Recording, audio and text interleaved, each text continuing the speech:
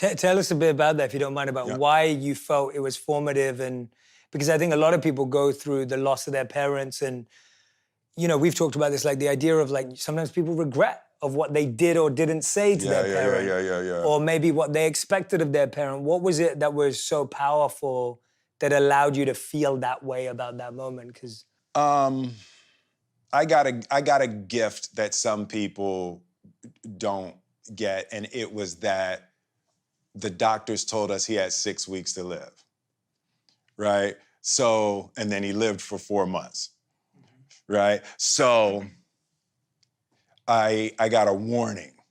So most people don't get a warning. You just get the call one day, and you just didn't get a chance. Um, and when I found out that he was dying, um, it just, by the grace of God, was in the middle of the shooting. I was doing a movie called Collateral Beauty, and it was about a guy dealing with the death of his daughter.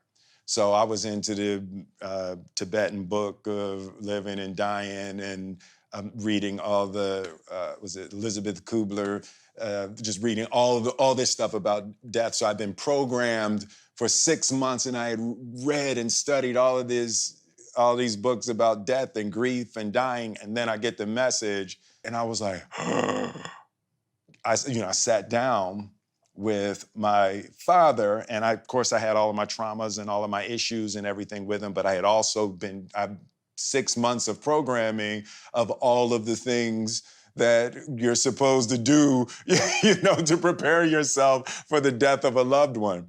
And so I sat with him, and we talked about everything. So I said everything that I wanted to say, and we got to those 6 weeks. And when we got to those 6 weeks, we were clear.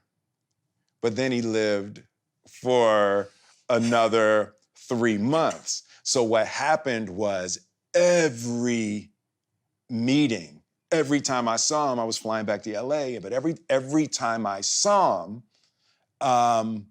was like, oh, thank God. yeah, And then every time we said goodbye, we made sure we said a good, thorough, full goodbye, because we knew at any moment it could actually be the last goodbye, right? But the lesson was, it's always like that. When we say goodbye, we can't know if this is the last time we will ever see. You should never greet someone casually or say goodbye to someone casually. And that lesson came from that experience. Every moment was so rich. Every time we saw each other, it was, and every time we said goodbye, we made sure it was a good, thorough, full goodbye. That's how you're supposed to live every day anyway. Every time you leave your house could be the last time. You're supposed to be in the richness of your hellos and goodbyes and thank yous. And, so I learned that lesson with my father. And then when he passed, it was easy. We were finished, and just the lesson of that kind of presence and that kind of attention and that kind of recognition that tomorrow's not promised. And just getting shaken out of thinking that you're going to have, tomorrow. Anybody who hasn't spoken to their parents or their brother or their cousin that they had a thing with or their ex and they don't talk anymore, call them right now. You just don't think you're going to have a chance to call them to tomorrow or next week. And it's like that opportunity with my father changed every relationship in my life. I've cleaned all of the relationships in my life to no regret. I do not want someone to be gone and I wish I had and wish I could have. And I'm not doing that in my life. that's beautiful, man. Thank you for sharing that. That's just, hearing you say that, I think there's a lot of people who needed to hear that.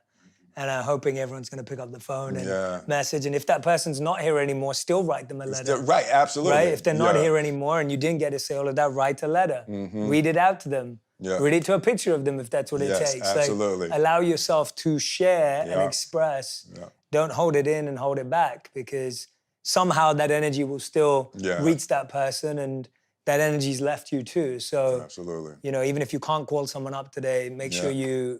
you still follow the same practice, because it's just not, it's never worth it. It's never worth it. It's just never worth it. Never worth it. And I love that idea of valuing each hello and goodbye. Absolutely. And not taking it for granted or taking it lightly. You never know whatever's gonna happen, right? You just have no idea. And unfortunately, we see it. This is the, there's actually a beautiful, I don't know if we ever talked about this, there's a beautiful piece in the Mahabharata, which is the Gita is a small part of. And one of the students asked the teacher, he said, what's the most amazing thing in the world? Like, what's the most incredible thing in the world? And the teacher responds and says, the most incredible, amazing thing in the world is that we see people leave all around us, but we never think it's gonna be us. I never. Like, so you see it and you have that moment yeah. again and again, and then you lose someone in your life and you think, oh, that could be me, or that could be someone else. Yeah. And you live like that for a day, Yeah. and then the complacency sets back in. Absolutely.